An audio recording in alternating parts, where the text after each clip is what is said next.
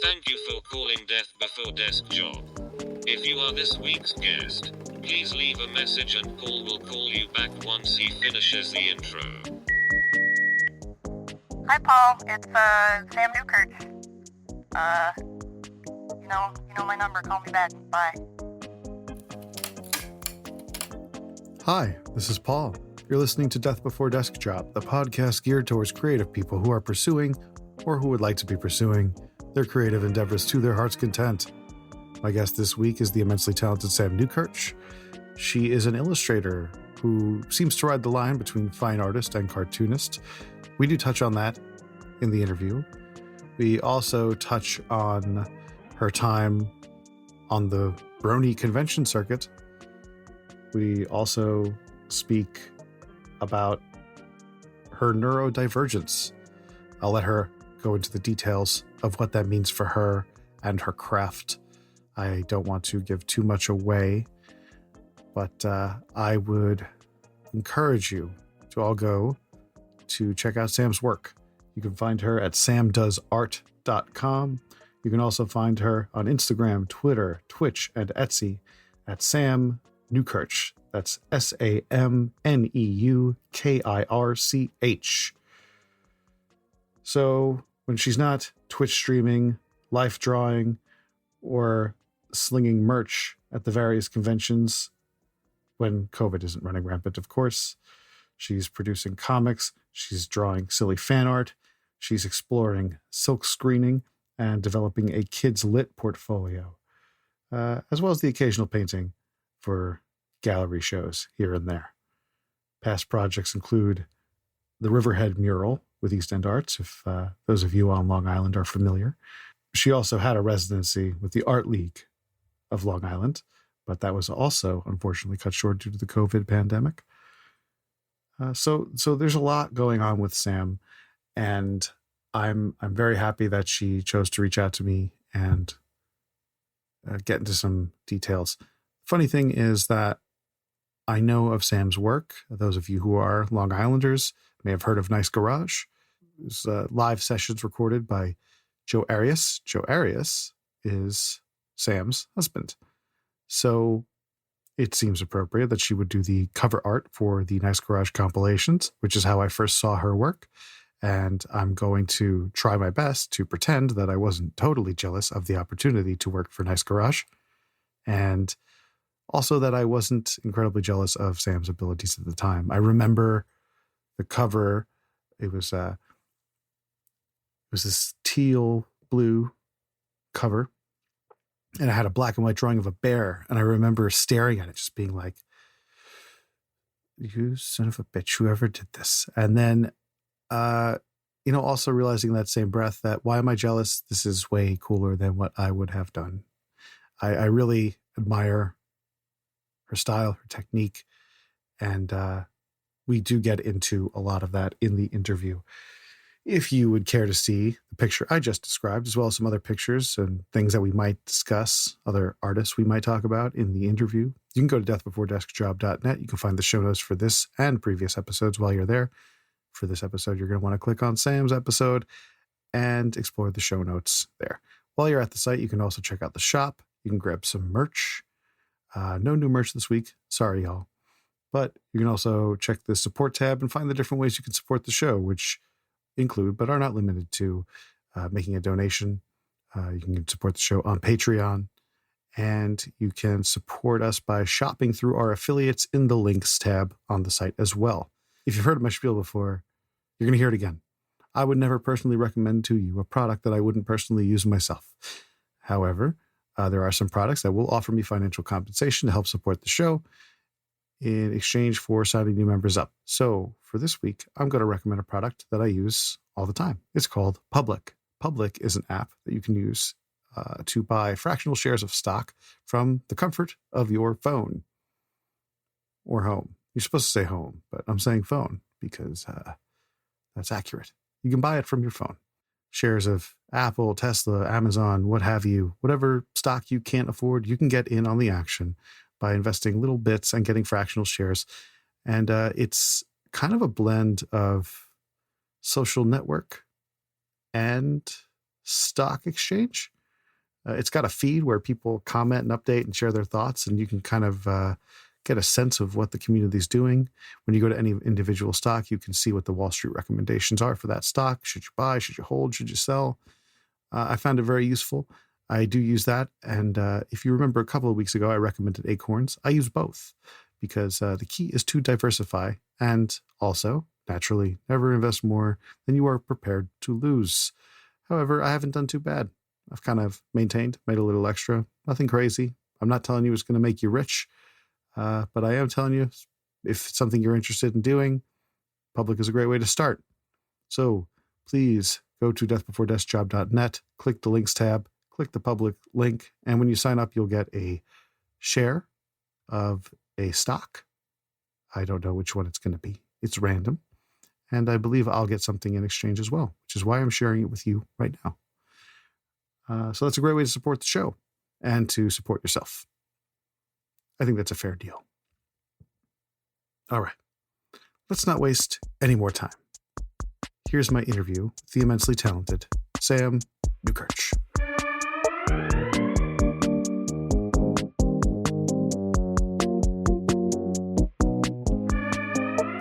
Hello, Sam. How are you? All right. How are you? I'm hanging in. Thanks for taking the time to talk to me today. I really appreciate it. Yeah, of course. So I wanted to ask you right off the top, because I noticed you made a mention of this in your Art League talk that I saw on your website, but you seem to represent yourself in your artwork as a chicken a lot. And I was really curious about that. I wanted to know how you came to that and if that represented something to you. I love that. I love that as a first question. I had to start there. I was so curious. The simplest answer, I will elaborate more on this. The simplest answer is that's literally my persona. I'm not going to lie. You know what furries are. Do I? I do. Yes. So I didn't realize that was connected. I just thought it was a representation. But so is that? It is. Okay. Yeah, I kind of use it for both. I'll draw myself either as a more, traditional anthropomorphic chicken for, let's say, just furry stuff. But then a lot of the time I'll draw a little blobby chicken as an actual just representation of me. That started out. Well, after years of joking, I'm not a furry. I'm not going to be a furry. After being a brony and all these other things for years, and I became a furry because I live with a furry and 3 of my best friends are furries. But chickens are actually one of my favorite animals. That was usually my standard answer when someone asks what my favorite animal is. Joe, who's my husband now. We've been together about 12 years. Since we were 16, even back then we were talking about wanting chickens. That's now cool. It's kind of turned into birds in general. But yeah, chickens being my favorite. And also, I've always been a really timid person. I have anxiety problems. It's not so bad now because I've learned to become more comfortable with myself. And also I'm medicated. So I don't connect to the kind of stereotype as much anymore of a chicken being a chicken. But it just kind of became me over time, I see. I was curious about it. And as far as being medicated, honestly, just being transparent with you, just to level the playing field a little bit, I literally just started my medication regimen again after not having been on it for 2 years. It's not that particularly strong, but I literally just started back up again. And it's interesting to me that symbol has come to represent you in some capacity, but that it doesn't necessarily hold the same meaning or the same relevance anymore. You did mention the Brony thing, and I saw that you had been involved in these conventions. That world is alien to me. It's something I'm unfamiliar with. Oh, don't laugh. Bronies or conventions or both? All of it, honestly. I've never done a convention, and the Brony thing is just something that I'm just not familiar with that world. It's just not my world, But But from what I can gather, being on the outside of that, it does seem very inclusive and open to people who want to be there. It feels like the kind of thing that there's a lot of support in that community. Is that what drew you to that community? It's funny because that's actually what drove me out of it for a few years, was the opposite of that. Wow. So what happened was early in college, 2011, I've always been somebody who's really into like fandom online, usually for like anime, cartoons, just kind of all over the place. Yeah. And people were getting really into My Little Pony in my, sphere online. Mm-hmm. And there was a local group called Brony's NYC that was doing a meetup, and I dragged Joe to it. He came with me. And they had a month later where the woman running it, Purple Tinker, she was like, hey, we're going to have like a little, convention if anybody wants to vend for it. And I was just like, sure, why not? And I drew these little ponies and printed out way too many stickers and had no idea of how much merchandise to bring to a thing. I had stickers for years after that. But that actually opened me up to vending at events. And I made good friends through that. I have friends I'm still friends with a decade later. But we did just Brony conventions for a few years. It's funny because that was the first Brony convention of all time. Really? I was one of a handful of vendors at the first Brony convention. Wow. That had 100 people. That was in Midtown. There was one a couple months later that had 300 people in Chinatown. And then one at the Hotel Pennsylvania with 650 people the year after.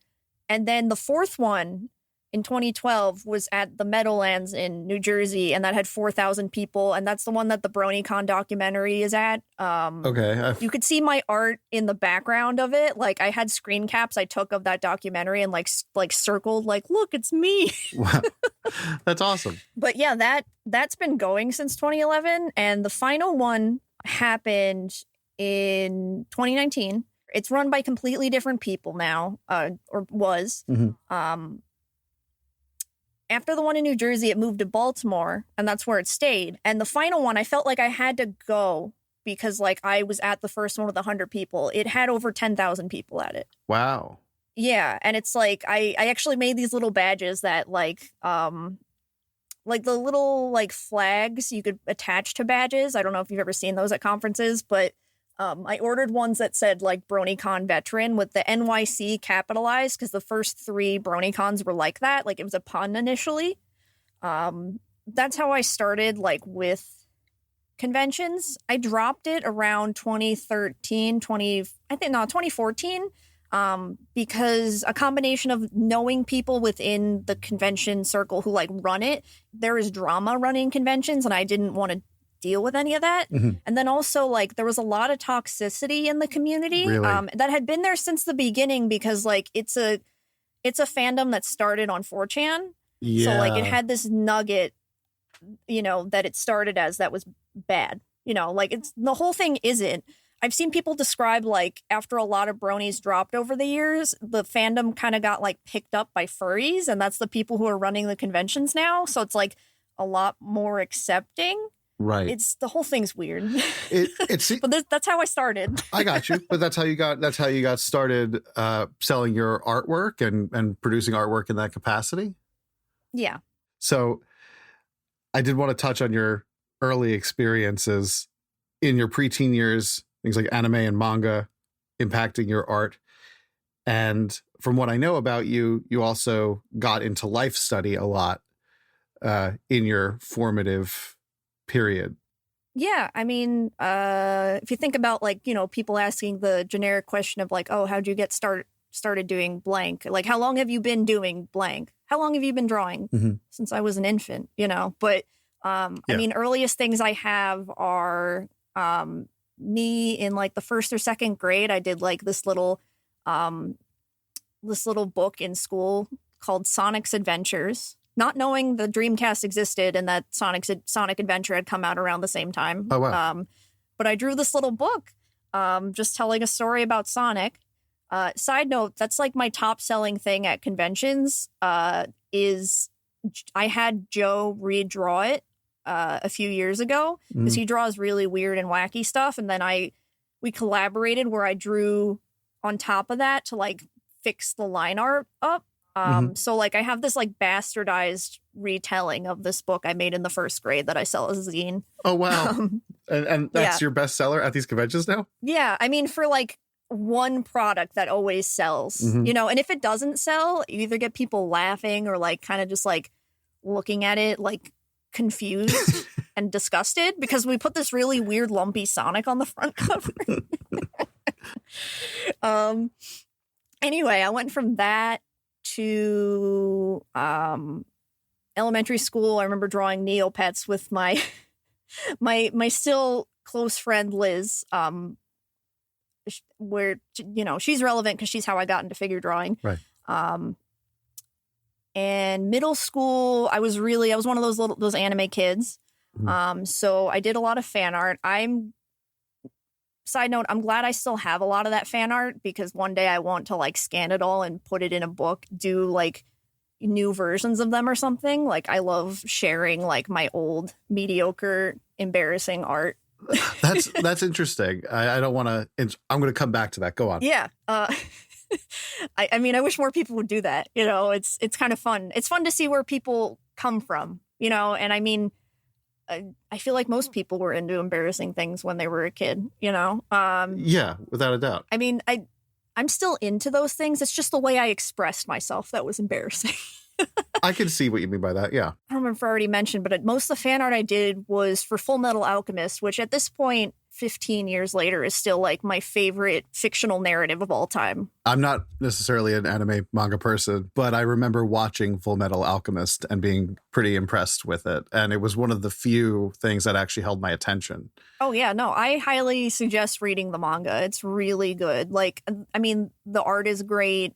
The characters are great. Somehow she makes this fantastic world building where like she populates it with all these characters, like way more characters than there were in the original anime adaptation of it. They did a second anime adaptation of it based on the manga. And she ties them all together. She like doesn't forget characters exist, you know, and they all have their place. And like, I admire that, you know, I still do, you know, but yeah, I went from that to high school. I, got into AP art, which I did for my junior year and senior year. That introduced me to drawing more regularly. That introduced me to sketchbooks, which like I haven't touched much in COVID times, but that's always been a big thing for me. I have over 30 finished sketchbooks and about 20 that are like in progress. You know, I'm trying to make it so I can whittle that down so I have only a few that are in progress, you know, instead of jumping from book to book like I tend to do. So hang on, let me ask you about that. Why jump from book to book? Is each book a different subject or a different style? Do you dedicate different books to different things? I have only one book I can think of I actually did that with. I have one book I made in a bookbinding class that like, it's just the paper's really nice and it's a little longer shaped. So like I saved that one just for figure drawing. It's either based on size because I either want to draw in a big one or I have a lot of small ones I'd keep in my purse with me always. Right. But you have different paper qualities for a lot of them too. Oh, okay. I see. So it's more of a texture thing and a functional thing than it is like a content thing. Okay. Yeah, no, I have that one figure drawing one. And then I have a sketchbook I started recently. I have study book written on it because it's one where I'm literally copying other people's stuff. And it's like, I don't want to get that mixed up with my, you know, regular work, you know? So it's like, I'm looking at some comic work I like or an anatomy book and trying to copy it literally. So you have a book that's devoted purely to just imitation, like practice, basically.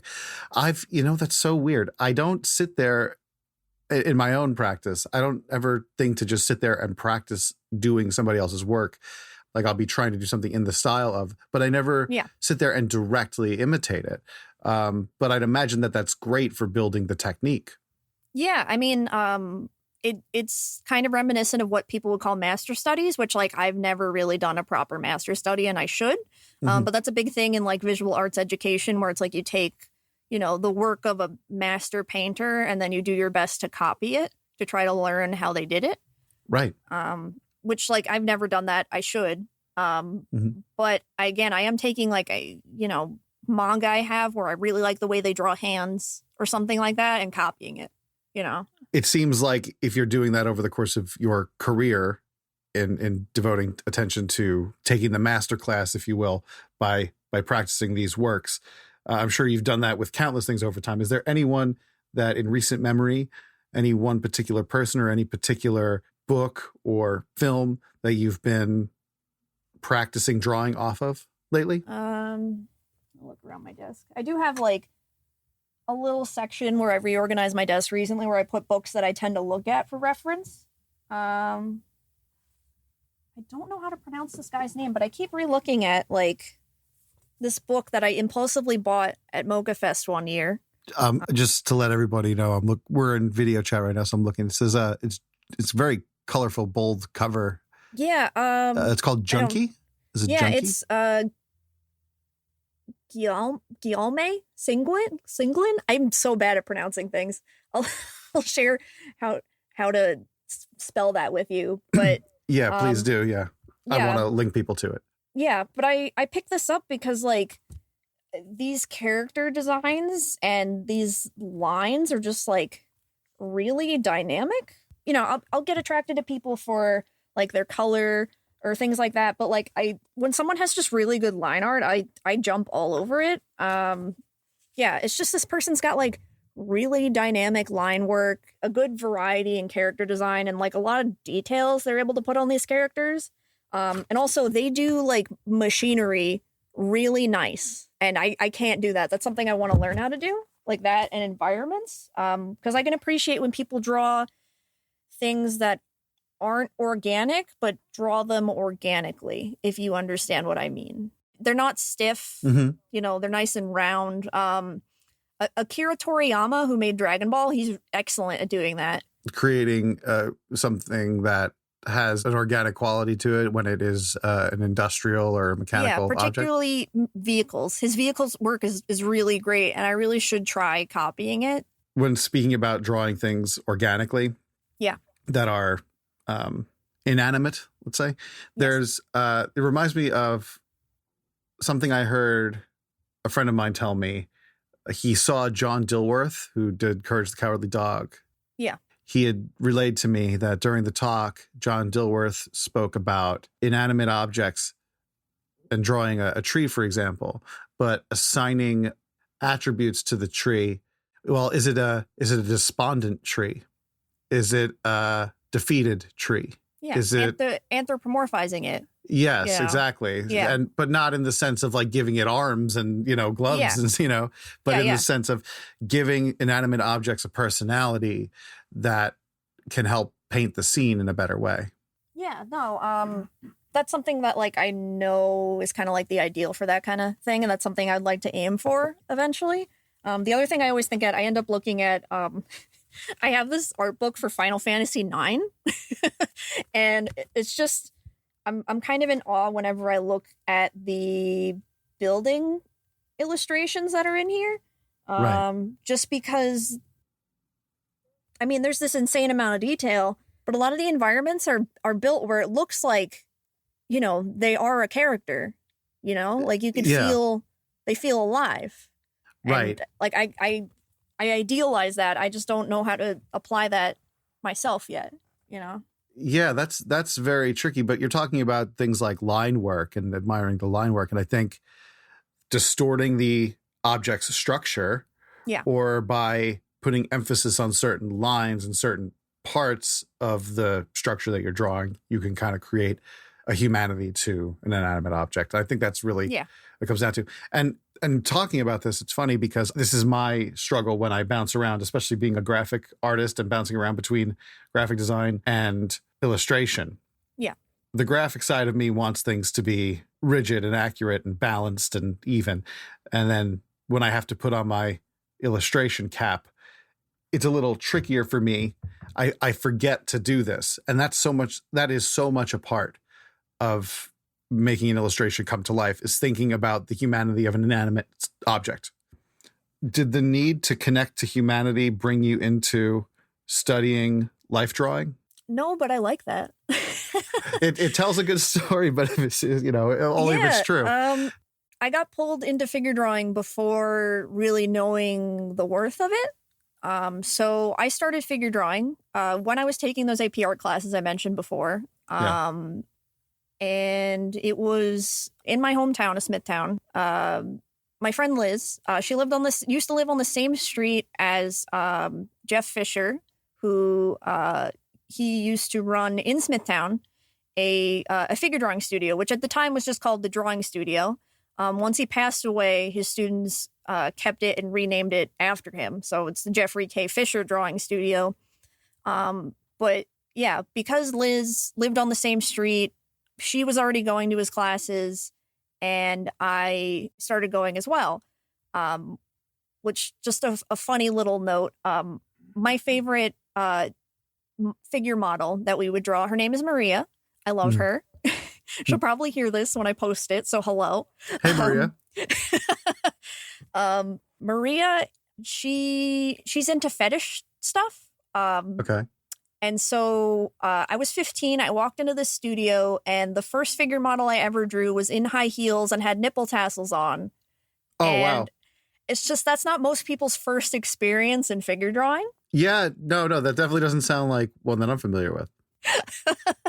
It's funny because there actually was a whole controversy involving her when I went to Suffolk Community. She would model there too, and there ended up being a little fight between the women's studies department and the art department when they hung up some art of her. Oh, really? Different, like, feminist philosophies on like, not wanting to like sexualize women, but also like, people who are like, wait, but she's doing this for herself. That's what she wants to do. Right. But yeah, Maria, I believe she doesn't model anymore. But the thing is, I'd drawn her over the years, and she was always just a blast to draw. Right. So I did it a bit in high school, and then once I graduated that summer, I did figure drawing, which his regular classes were 6 hours every Sunday. Mm-hmm. And he also would do location classes, which was just the summer. We would travel to different places, either on the island or in the city, to go and draw in person. And both of those things made it so I carry a sketchbook everywhere. And whenever I see something interesting, I'll stop and draw it a lot of the time. Yeah. But yeah, I did that throughout college and after college. And I still do it on and off. With the folks who run the studio still. Right. And the thing is, like, I had some ability to draw ahead of time, but the thing is, I honestly think doing those 6-hour classes almost every Sunday, in addition to figure drawing that you do in a more traditional art setting when I was an art student, I think that's the only reason I can draw like I do, So you benefit greatly from having that life drawing experience, adding to your experience from just drawing anime and video game inspired things. And it ends up culminating in your ability to render things the way you do now. Yeah. Where did you go to college, by the way? You said that you'd gone to college. First 2 years I went to Suffolk. I did their art program. Okay. So anybody not local, Suffolk County Community College on Long Island. Which, granted, due to family drama, I went there immediately. I didn't apply for anywhere, and I was very upset about it when I was graduating high school. I was like, I want to go to art school. Yeah. I mean, let me say, my dream school was SVA, and their prices. Oh, do I? But the thing is, by the time I was done with those 2 years, I actually really missed Suffolk, and I don't regret going there. Yeah. The only thing, though, is I wanted to go after that to FIT, which was the Fashion Institute of Technology. It's in the same area of Manhattan as parts of SVA are. Yeah, and I think it's about a third of the price, too. I think, if I'm not mistaken. Yeah, it's a state school, which it's funny. It surprises people who don't know that. They're like, it's a state school? And it's like, yeah. Their fashion programs are famous, but like other stuff's not. Yeah. The thing is, I didn't think ahead of time to make sure that I could take that associate's degree and transfer it over to FIT. They took all of my boring non-art class credits because they're also a state school. But because they said that illustration is too specific, they made me start over again. Oh, no. So I had to become a freshman again. Which This like is so familiar to me. yeah. Yeah. Yeah. Similar thing happens. I'm sorry. I don't want to cut you off, but this is Oh, that relatable. sucks. Yeah. Yeah, so I have 2 associate's degrees. I really wanted to continue into the bachelor's because I felt that a lot of the stuff that would have been more relevant to my career ideas, would be in the bachelor's program, but I could not afford it at the time. So I unfortunately dropped after, I gave them the money to apply for the bachelor's program and then just dropped. Gotcha. And actually, that's not the end of the story, because I actually, for 2 years in between me attempting to go back, the week of me leaving, I was just like, I guess I need a job. I'd never had a job more than like watching the art gallery at Suffolk and making sure nobody touches the art. Mhm. And the local Whole Foods had a store artist opening. So I applied for that. The head of the store didn't want to give me the job because they didn't want to pay a second artist. So I had the worst job of my life while working in the produce department while waiting for them to let me be a sign artist. But after that summer, they let me do that. And I did that for 2 years until they laid off all the part-time artists. Oh my God. And I was just like, hey, it's, I'm old enough now. Maybe I'll get, I can get some financial help. So I went back to FIT. Because I was unmedicated, I was too like anxious to bug the financial, department to like help me out. So I never did. And I dropped out after 2 months because I couldn't afford it anymore. And also it felt absolutely bizarre not being an art student for 2 years, doing a little bit of professional work in between, and then going back to art school. Like, it didn't feel right. There was just like certain projects they had me do that I couldn't describe as anything other than just like, this is art school projects. Like, this is not realistic. Why am I doing this? That's really interesting to have that perspective, though, because you're getting a taste of the real world and then going back into the educational system that is making you do more or less, exercises versus giving you any sense of real world application. Not exercises that felt useful either.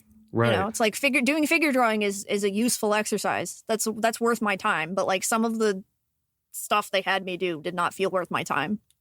Right.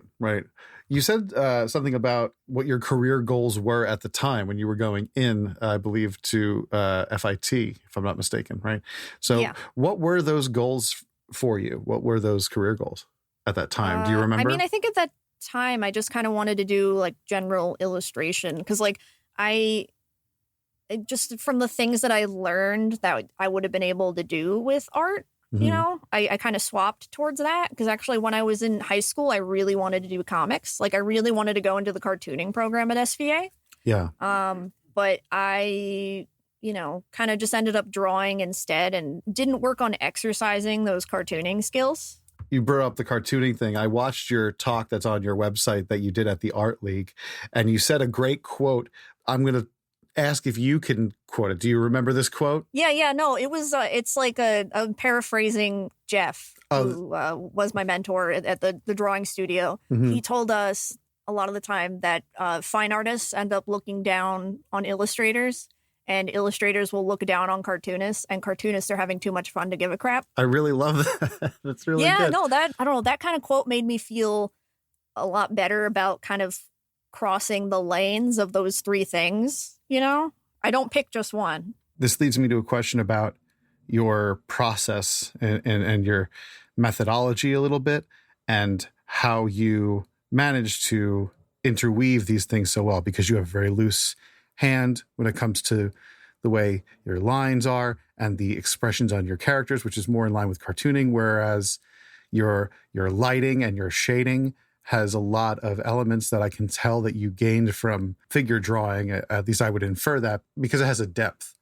to it. So I was wondering how much this is consciously happening, how much is subconsciously happening, and maybe what the process of an actual drawing looks like from you from start to finish. I mean, I feel like me being more conscious about what I'm doing while making art is a more recent development. like in the past couple years. Like I feel like I was just very intuitive about what I was doing for the longest time. And I mean, I honestly feel, obviously I have some finished work to show, but I feel like the last like few years I've done very little finished work. So it's kind of funny thinking about like the process. Like, let me think. I'm trying to think about like, what do I have for like finished work? And it's just like my entire summer during COVID was me just drawing fan art for like Twitch streamers. I just Well, even when drawing fan art for Twitch streamers, I'm sure there is like a little bit of a methodology to how that goes, right? Yeah. No, I mean, it's close. The thing is, like, the closest things I've done to finished work this year is that and like gay Star Trek fan art. You know, it's just like that's. Why discount that? Oh no, it's just part of me that does that. You know, like I still put it out there. You know, if I didn't think it was finished work, I wouldn't. Right. But I think I know what you're driving at with that. I don't want to go too far off my question, but it's interesting you say it that way. What in your mind is the distinction between a finished work and what you're describing, what you've been doing as, I guess we'll call that unfinished work, but it's not. But what do you think that distinction is for you? Well, it's funny because it's like, again, a lot of the stuff that I've done that I actually feel is finished is like these like fan art pieces that I've done this year. Mm-hmm.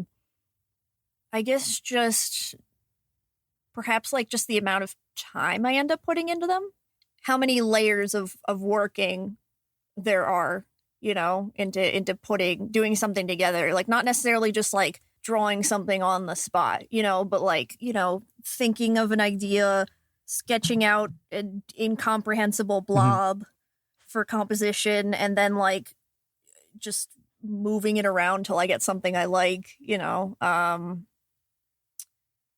No, I mean, for like finished pieces, I would say they start again with the idea. Then I don't know, I feel like when you do like an illustration for a client, what you're supposed to do is give them like a variety of compositions to pick from, you know. When I'm doing work for myself, I'm a little more lazy with that kind of thing.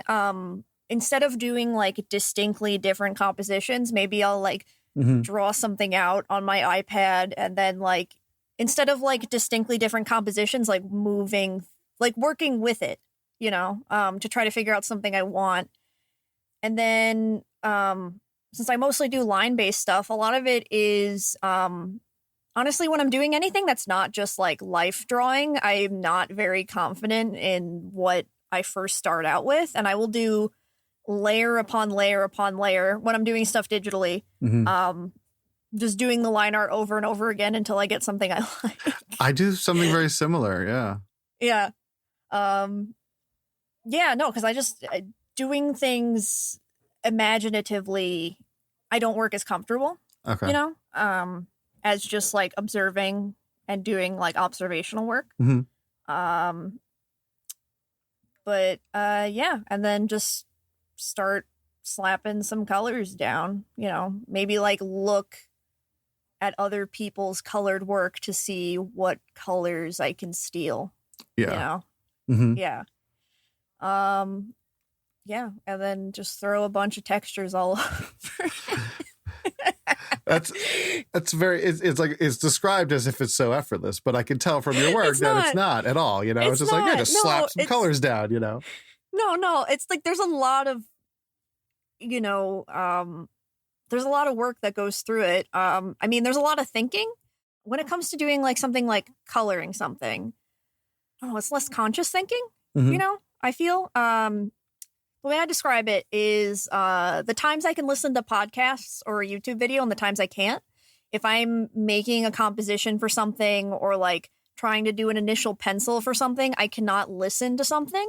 My brain is taking up too much power for that. But if I am, you know, lining a pencil drawing or just like trying to just shade colors, I can listen to a podcast during that time. You know, right. I guess it's just a different part of my brain or something. I got you. But yeah, I don't mean to make any of this sound effortless. It's just like, it's hard to describe. Well, yeah, it doesn't sound as if it's effortless in the sense that I know that it's not effortless. I know it takes a great deal of concentration, but when it's just like, hey, slap some colors down. It sounds like you're being very humble about your process is what I meant by that. And yeah, I am like that. Yeah. What jumped out to me is you're talking about how your brain uses too much power. If you're comfortable speaking to the points that part of your ideology is learning to make peace with your own limitations, which include ADHD and autism, among also dealing with chronic tendonitis. I'd like to touch, if you're comfortable, on the autism and ADHD aspects as to how that plays in to your process.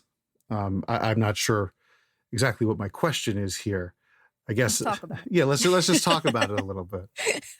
No, that's valid. I only got my autism and ADHD diagnosis about a year ago after realizing that maybe I was autistic, maybe 2 years prior to that, due to people online talking about it. Because otherwise there's like the stereotypical ways that it shows. And people like tend to ignore other ways that it shows. Right. A lot of the time with people who are socialized as women, because it's not just women, but right. It's just a lot of the ways that girls are raised and are like expected to be in society makes them express their autism differently, Right. I had actually watched a video about that. There was a woman, she was explaining one of those things being masking. This is something that women are sort of raised to do anyway. Yeah.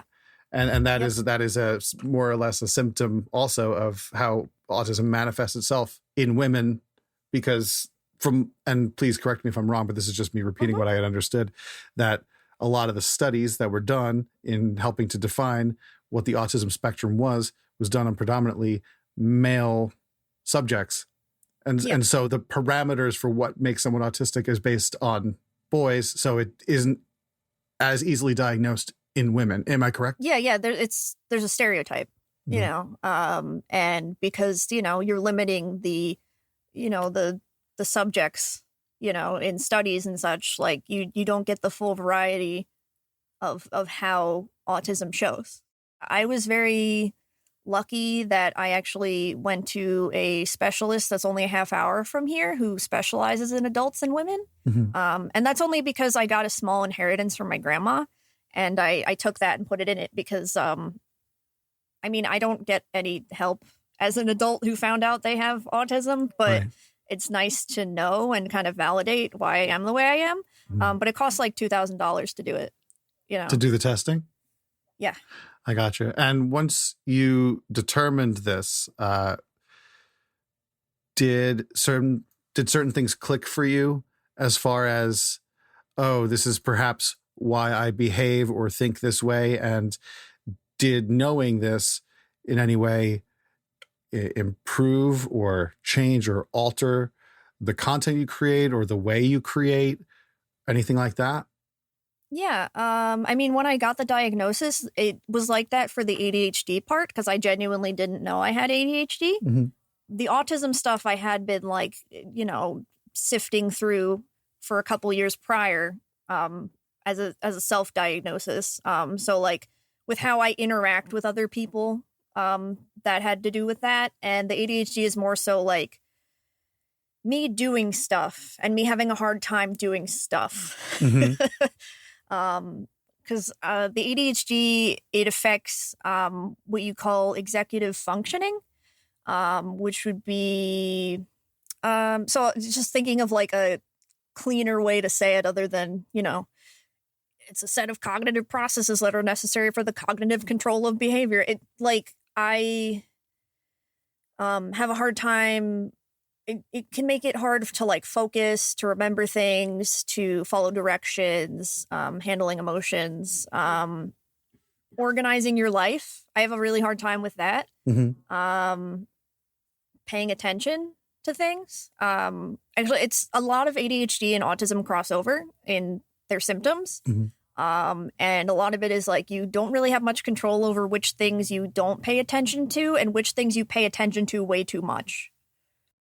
it seems as if pursuing your own path as an artist could actually be something that, in a way, is a benefit to you, because if you have difficulties with following instruction and your tendency is to focus on the things that you want to focus on as opposed to things that you may have difficulty latching onto, it seems like having that investment and that emotional connection to the thing that you love to do could play to your benefit. Would you say that more often than not that the work you take is something that you're deeply invested in emotionally? Yeah, I mean, as of right now, the thing is, it's like I said, it sucks. You don't have control over which things your brain decides to like attach to. So I'll have times where I'm more interested in anything else other than art, and it's like hard to control when I have that drive. The thing is, it's like sometimes my brain would much rather I sit and go on the internet for millions of hours instead of actually doing work, you know? Mm-hmm. Again, a lot of it's like just not having control over what your brain decides to do. And sometimes that includes stuff like, okay, like laying in bed and I know I need to get up. Like I have a deadline for a thing, or like I should go take a shower or like eat food. But like you're literally just sitting there like staring at your phone or like spacing out, and you can't get yourself to move and do it. Right. You know, it sucks. I can connect to that in the sense that, I mean, I deal with some depression issues and things like that. And then that, it's a similar vibe. Yeah. I mean, I've had both also. So right.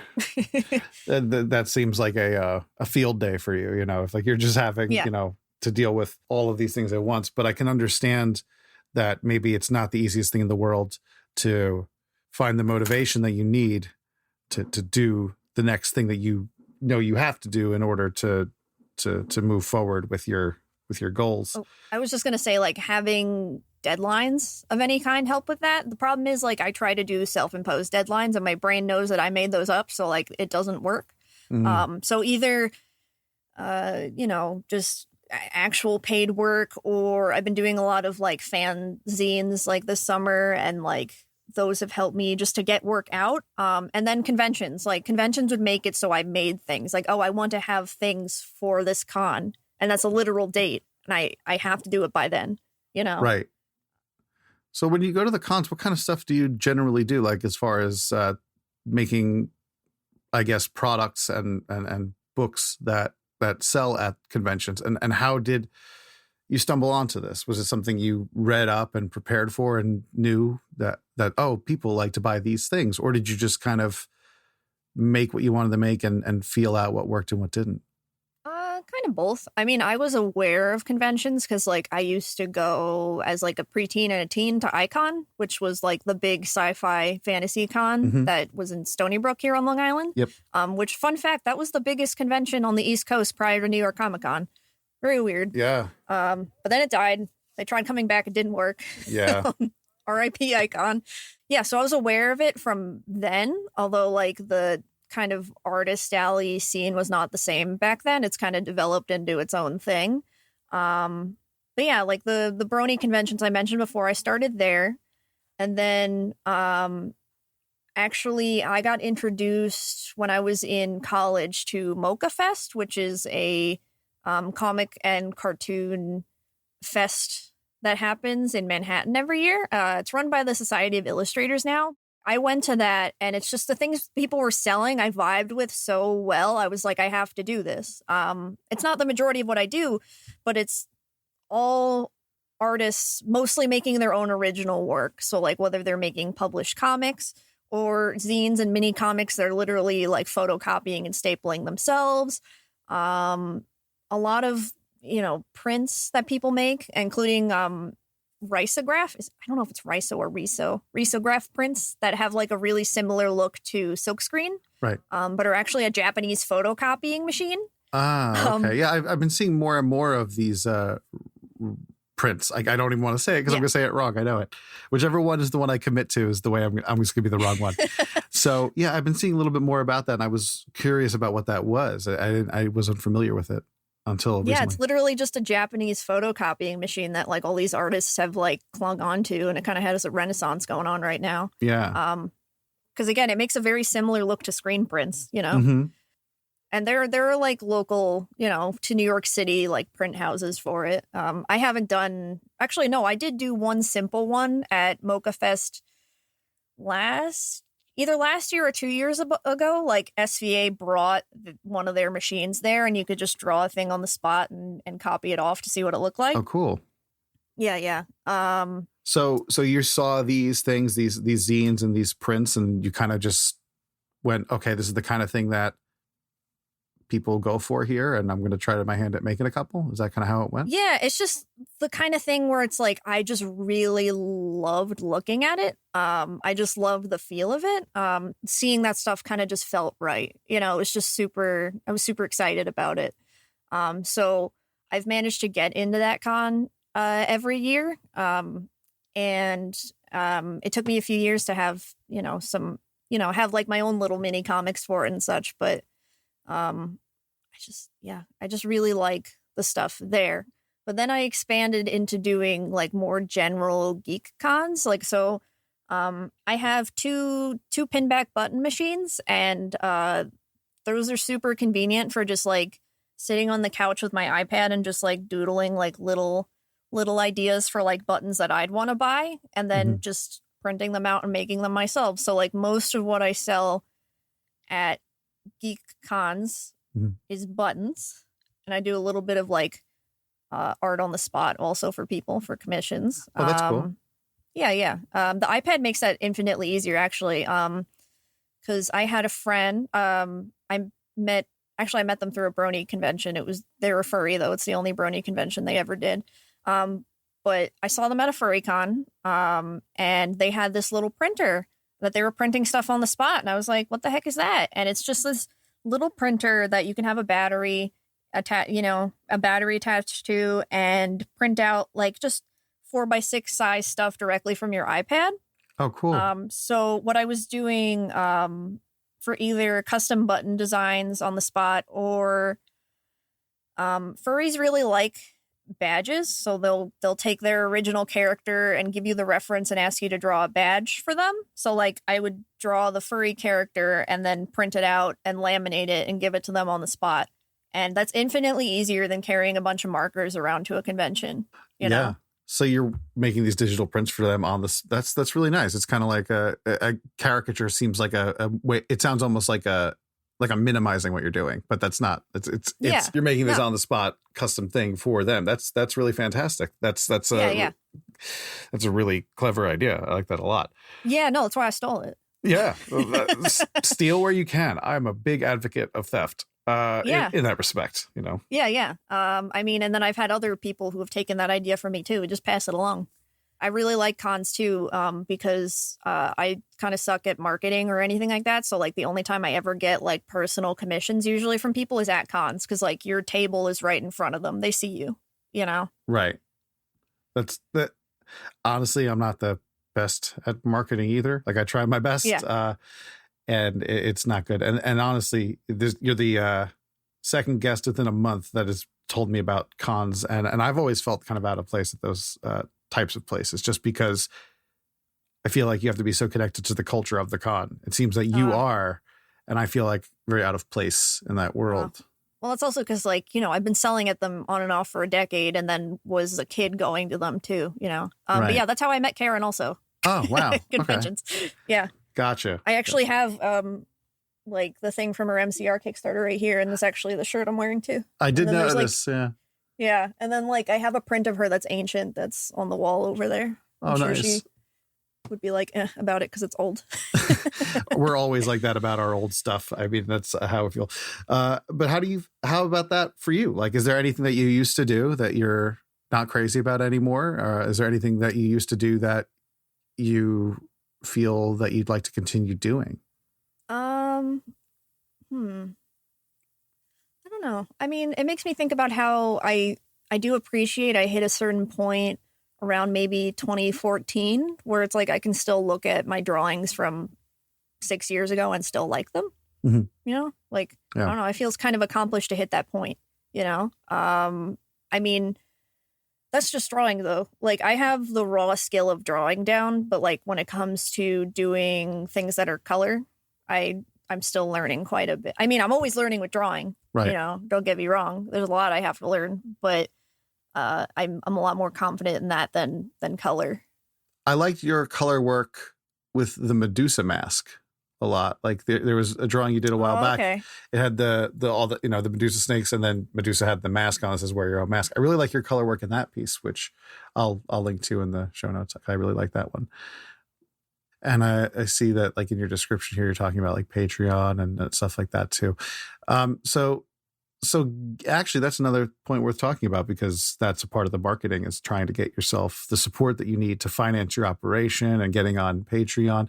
So as far as how you're financing your work, you're getting some support through that avenue, but I'm sure that like, that's only a small piece of the puzzle. Yeah, that's only like $30 a month. Yeah, I know. That's only so much, right? So, yeah, no, I've had a Patreon on and off since like the site opened, which actually I'm glad about, because they had the whole thing where like you have to pay money or whatever, or they take more of a cut, if you weren't like one of the original people. I don't remember how that works. But it took me quite a few years to figure out like a format for Patreon I was like okay with. Like maybe these are things people would want. I still don't know how to get people to do it though.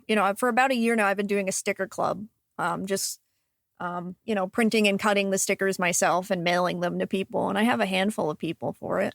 Gotcha. That's what that one was done for. I see. Yeah. I actually think I want to get that printed on actual vinyl stickers. Yeah.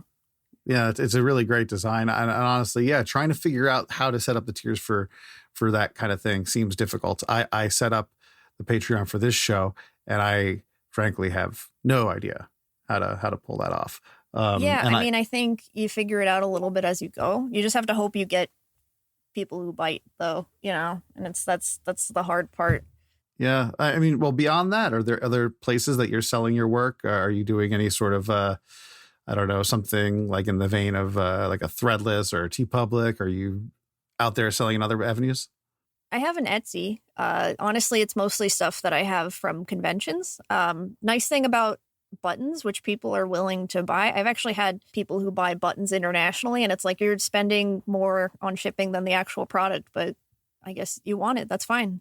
It's actually the first year that I've actually gotten an okay amount of sales on Etsy, but it's really just enough money for me to be able to have my own money to do whatever. Because otherwise, the only thing I've been doing for what feels like work is conventions. But conventions cost so much money that I'm just in the red with it. Right. I've been getting better over the years, but it's still not in the red. That's tough. Yeah, it sucks because I really like doing them, and I'm lucky I've had the support of my husband for so long. Like the only reason that we get by okay is because he managed to get a good job. Otherwise, like I don't have any other income. I'm not good at keeping jobs. So I admire your relationship for that reason. It's very difficult to find somebody who will support you through the down times, and understands and wants to be creative. I know Joe is a very creative person himself, so I could tell he definitely gets it, and he's he knows what it's about. We had for many years kind of just like a constant crisis of like, okay, like I want to work for myself, but like also you want to work for yourself. Yeah. Like we're screwed, Yeah. Yeah. And I mean, the job he has right now is not perfect, but like, luckily it's much better than all the crap retail jobs that we've been stuck with, where you're working a bunch of hours, but like getting no money for it and getting abused by customers and, your employers. Yeah, that's a nightmare. I don't miss that at all. Yeah. I think that kind of plays into your goals. And I guess we could talk about your goals for, tomorrow and next year and things like that, as far as how you move forward with cons and getting yourself out there and making this a little bit more sustainable for you. What does the future look like for Sam? What do you want to play out? Well, cons are weird right now. Of course, with the pandemic and all. But Do you want to continue to rely on cons, or do you want to, just kind of have that be supplemental? Yeah, I mean, at a point, it'd probably be good if it was supplemental. I honestly mostly do it because I like it. Like, I don't want to describe it as an expensive, overpriced hobby, but it's like an expensive, overpriced hobby, Yeah, yeah. Being able to get income from that would be great. But like, I really enjoy making merchandise, traveling a little bit, and making friends, talking to people about art and merchandise, cons end up being a big thing for, like, I guess what people would call networking, but it's really just like me talking with people and seeing if it works out or not and becoming friends, Yeah. Because a lot of people who do cons are, on the same level as me, where it's like, we have competency when it comes to doing work, but like, we're not really anywhere yet, other than just trying to make our own thing and scrape by. So yeah, I mean, I'd like to keep doing cons because like I genuinely like doing them, and not only talking about like my art with fellow peers, but also like with people in person. Like customers who come by, or not even just customers. If somebody comes by and picks up a business card and says like, "Oh, I like your thing," like I'm pretty happy about that. Like, I don't care. But they're like a big socialization thing for me too, because like with the autism, I have a hard time socializing. I've luckily always had friends. You have other autistic folks who don't have that luxury, right? But outside of like that direct friend group, it's hard for me to like sit in a group of people and talk with them or like try to have a conversation unless we have something like that directly connects us together. And being at a convention, somebody's already there because they like art or like nerdy stuff, and they come to your table, and if they have something to say, it's about your art, so like that's something I can talk about directly, Right. So the value in this to you, it seems like the money is almost an afterthought. It seems like it's literally as a means to connect in a world where people like yourself have something to talk about. Yeah. I mean, I would certainly like it if it was something that I could use more dependently with money, especially because I still got to pay taxes on it, but, it's just with how much tables cost and traveling, things like that. Luckily for merchandise, I'm pretty good because we've been doing conventions for so long. Back when we were in college, we bought a lot of supplies when we didn't have to pay rent, and we still have a lot of those supplies, which include like nice printer, button machines, 4-color silk screen press that is not being used but will be used soon. Good. We bought that in college. I had one of those too back in the day, and I had gotten rid of it a little while back because I had no space for it anymore. Yeah, I know. We got some of your screens, and actually, that's right. Joe let them sit until I finally took them out like 2 days ago and tried cleaning them. I don't know why I bothered trying with the one that had the most ink on it. It was a bad idea. It was a bloodbath in my bathtub. That's right. Well, like, I remember, okay, I did not have the ability to clean them off. Okay. The whole story was that I had the press. Yeah. It had been sitting in the basement for a very, very long time. I had neglected it years and years ago. And then finally, my mother had said, "You need to come back here and get this out of my house." And I had to clean up a mess I made when I didn't know better. So there was just plastisol ink coating everything. And I had to bring it outside with the power washer and spend hours and hours and hours trying to lift as much as possible from these things. Man. And so what you got was an improvement, I believe. 4 out of the 5 screens were, I wiped them with baby wipes and it was fine. But there was the one that had like a good amount of red ink on it. And I don't know why I even tried at first, Luckily, baby wipes and like some other cleaner just cleaned it all up fine. But we just threw the screen out. We were like, this is not worth it. It's a lot. Yeah. And it gets everywhere because you got to cook it. It's a whole thing. I don't miss that at all. So I think we touched on almost everything here, except there's one thing I know that you wanted to touch on because we talked about it. And I think we can kind of put this under general advice. So we did touch on how autism and ADHD affect you. And we did mention earlier briefly that you suffer from chronic tendonitis. And one of the things you had said to me leading into the interview was that you wanted to talk about it because our bodies are used and our body does take a physical toll for doing what we do. And in your case, I know that you've had what you described as a death grip when you drew, so that it ended up resulting in some problems for you. I'm curious to see what you learned and what you may have learned from others who may be experiencing the same thing. Yes, I have tennis elbow and golfer's elbow. Golfer's elbow is the one that's on the inner side of your arm. That one is the one that I have from drawing. Mm-hmm. So I had a few years ago where I was doing Inktober, and I was using dip pens. Like I said, I death grip. So like I hold pencils weird, and like I do it way too tightly, and it put too much strain on my hand. I had a few days after October was over where my hand swelled up and hurt. And I've been dealing with problems ever since. I have had to learn to accept that I can draw only so much at once. Mm-hmm. I've had to make adjustments. Like I have all these little foam tubes that are meant for disabled folks to like hold forks and things like that. I have a whole bunch of these that I keep on all of my pens to make them thick. Because like the thicker something is, the less strain it has on your joints. Oh, wow. So that's made it a lot easier. It took me a bit to get back into traditional drawing because like digital drawing, I'm guessing because like I'm able to like adjust the pressure sensitivity. It was easier on my arm. Mm-hmm. But yeah, I have to physically warm up my arm before drawing or it starts hurting. Or more so getting sore and tired really quick. I have to stretch it, which those are things people should do already. Most people don't think about it because like talking art specifically, but like doing, I'd say any kind of creative job, like you are using your body. And a lot of the time you're using it in ways that are not natural. Right.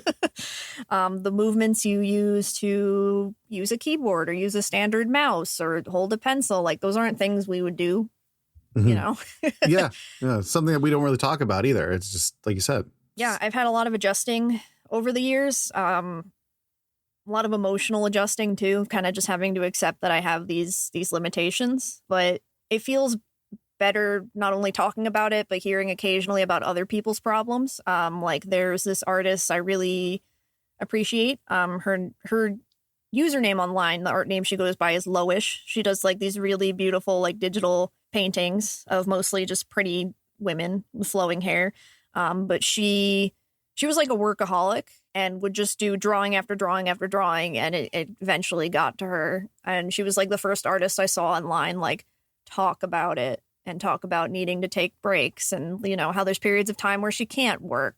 I feel like it's so, like, not talked about to the point, like, I remember when I went back to FIT the second time, I had one figure drawing class I took, and we had a sub, and I was explaining to them that I had these problems from drawing, and you'd think this man would be a professional because he's teaching at an art school, and I was just like, yeah, I have these problems from drawing, like, I have to watch it, and he's just like, I've never heard of that happening before.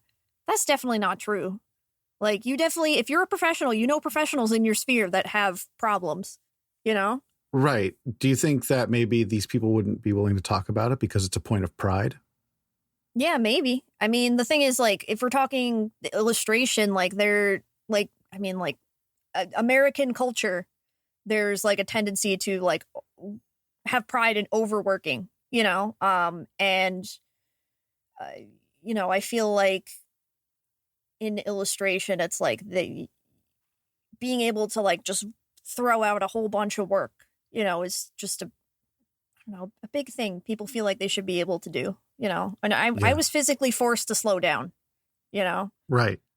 Which luckily, again, I have a spouse who supports me. Otherwise I don't know what I would do. 'Cause like with the autism and ADHD, I do not vibe very well within most jobs, and I can't do the level of work I would need to do. If I could manage to get more commercial work, the amount I would need to do to support myself, especially living on Long Island, like I can't physically do that or mentally, you know?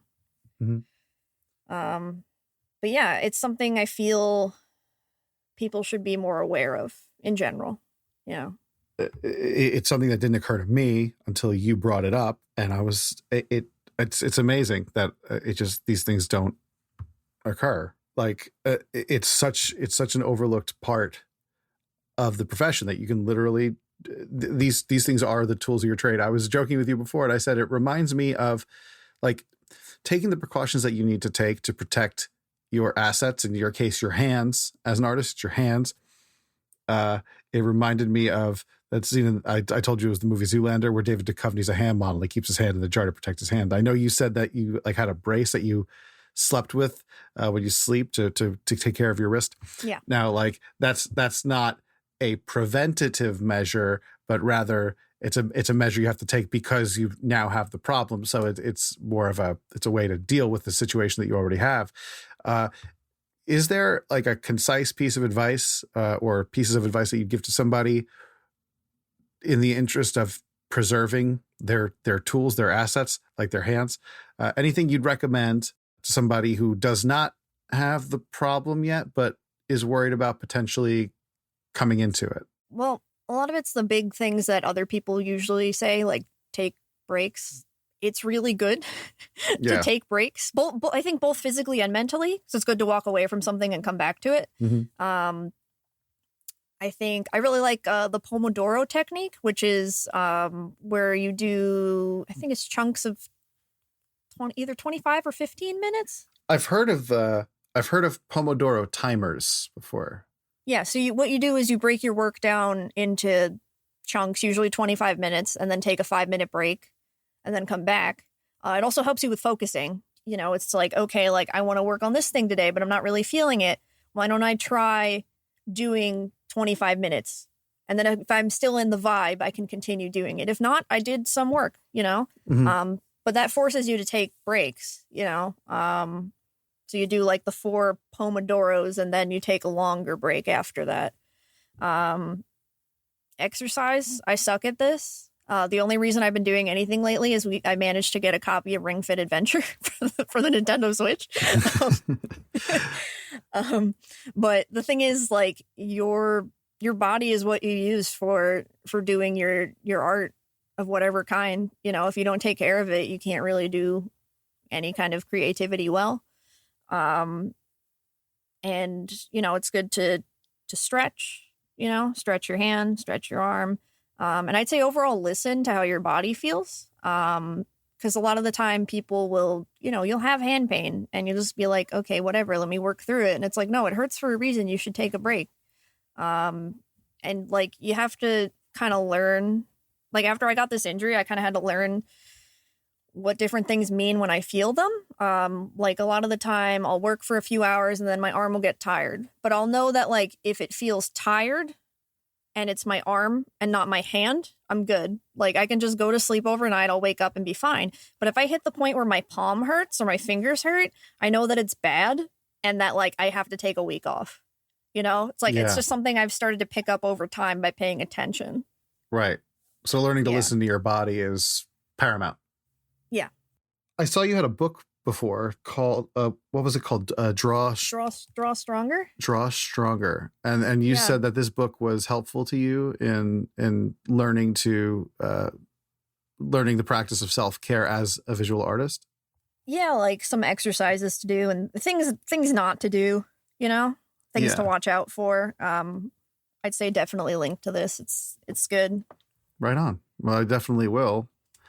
And speaking of links, since we're coming up kind of at the end here, I do want to mention your website is samdoesart.com, right?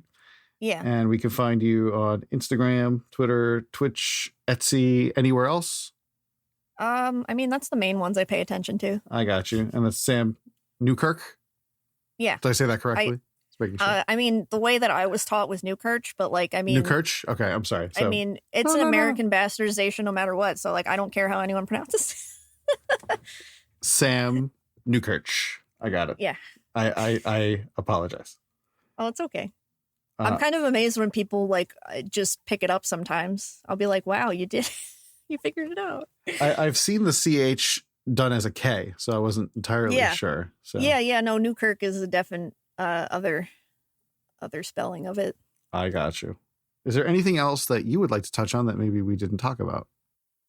Maybe like the transition between doing life stuff to like doing imaginative work. So I have a hard time with that, you know? Yeah, let's talk about that. I'm sorry we didn't get into it more.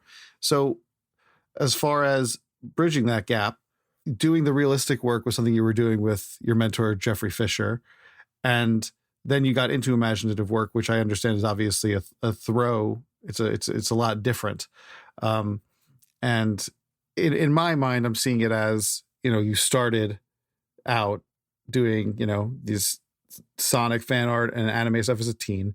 And then you later on studying with Jeffrey. And so you're going from something that's fictional and imaginative in that respect, then moving into the real life applications of life studies and dealing with models and landscapes and things like that. And then you go back. So maybe you could talk a little bit about that transition from getting back into the more imaginative work and how you maybe find inspiration there and switch thought processes. Something I find very interesting is, I don't know, I feel like people might think that like if somebody's good at drawing from their head, they might just immediately be good at drawing from life or other things like that. But like the stuff's all pretty separate. Like 2 examples I can think of are there's one artist who she does absolutely, beautiful imaginative work. And then I saw her try to get into figure drawing and it suddenly looked like, like some skill was lost there. Like there was a complete disconnect. And I found that really fascinating. Mm-hmm. And I had once, it's related, I had once at a Brony convention I was at, there was this artist who was popular and did like this really dynamic looking digital work. And he was just like, I never draw anything with a pencil. I taught myself how to draw on a standard Wacom tablet that doesn't have a screen. And you saw him try to draw like with a pencil and it was bad. I was just like, they're totally different parts of your brain. And I'm like this with observational work and work that's just from my head. And something that really helped me with that was when I got into doing Inktober a few years back. And, I would just try to draw characters and draw monsters and stuff based on different prompts. And, I found it kind of challenging because I spent all my college years, I did some illustration work in my illustration program, but most of my sketchbooks were still just me sitting in a cafe and drawing people that were there, or drawing a model or something like that. And I've spent the last few years trying to kind of reconnect with that imaginative work I wanted to do when I was a kid.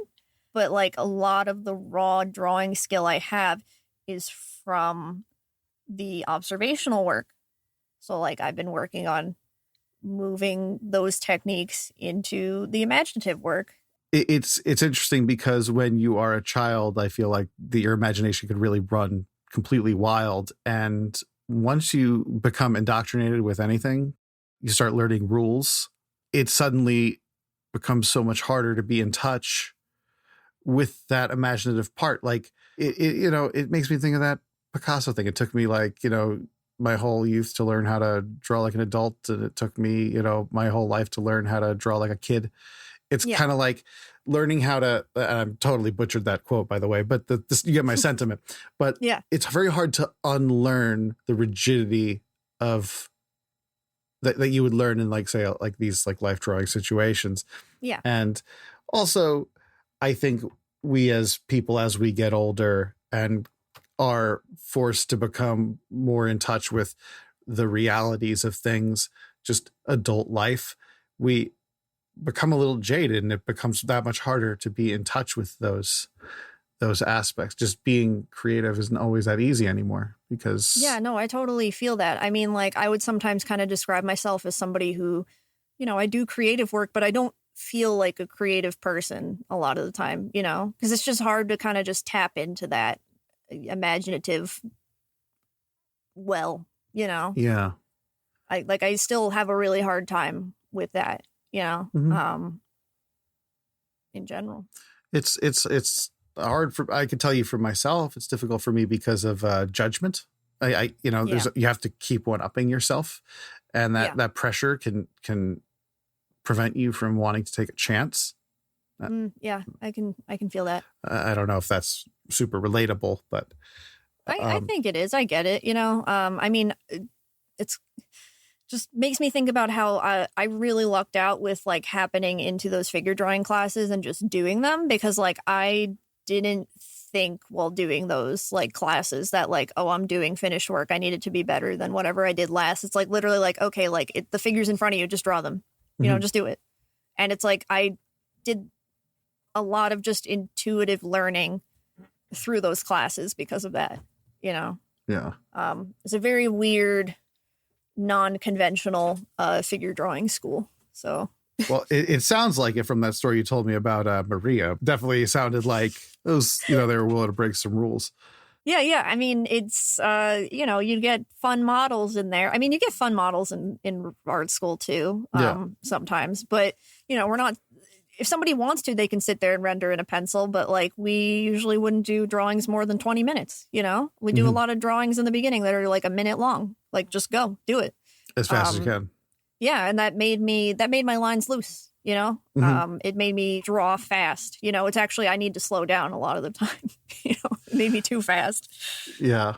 I have a problem with being loose personally. Like it's difficult for me to be loose. Like it's weird. I want to create this like kind of rough look, and at the same time, I've gotten because I do I guess so much digital work, and so much of what I see is so graphic based. I want every line polished and sharp, and even if it's rough, I want it to be a specific type of polished and rough. Like I every day that I grow, I feel that I'm becoming more and more stiff, where I could really benefit from learning how to loosen up. And honestly, after talking to you, I'm just thinking more and more about coming to take a figure drawing class of some kind. Oh yeah, no, I mean, hey, it's $20 a session. Like, it's not like when COVID's over, totally like. If Smithtown's not super duper far away from you, I mean, people would come from Manhattan, they come from Brooklyn, Yeah, I'll come out. Yeah. Yeah, it's totally worth it. I mean, you get a large variety of people too, which is always really great. Like, you get high school students, you have professionals, you have people who do representational work, you got people who do abstractions based on the shape of the figure. Like, you got me doing a bunch of drawings in Crayola crayon because I like crayon, like it's great. That's awesome. It sounds fun. It sounds loose. And I think we need more of that just to be in touch and be inspired and things like that. Yeah. Anything else you'd care to mention, or anything else you want to leave or impart upon our listeners today? What was all that junk I wrote down? If I can get myself to like put together a collaborative zine someday, there's a couple ones I want to do, but one of them I want to do is just like fuck art school and have like people talk like, different experiences of different kinds of art school. Like, what do you think's wrong with it? What was your problem with it? Tell me a bad story, and then put your art there, Yeah. I think I said it then, I'll say it now. I have a very mixed, I am very grateful and also very frustrated. Like it's such a split, I learned so much and there's so much I didn't learn. Yeah, no, I don't regret like what I went through because I can't undo it and I pick things up, you know, but like, ugh. Yeah, I got you. Well, Sam, thank you so much for taking the time to chat with me today. It was really nice getting to know you a little bit better. And I hope things get better soon and the cons can start up again and you can get back out there and keep doing what you do. Yeah. And I miss the local art and music things too. So I know. Yeah. Worth noting that you did a bunch of stuff for Nice Garage with Joe back when Nice Garage was active. And I remember seeing your work for the first time through that. not knowing who it was. And I was like, who did this beautiful bear drawing? I love that bear drawing. That bear drawing's from the Inktober that took my arm. Oh, so it's a sore spot? No pun intended? No, it's fine. It's good. Okay.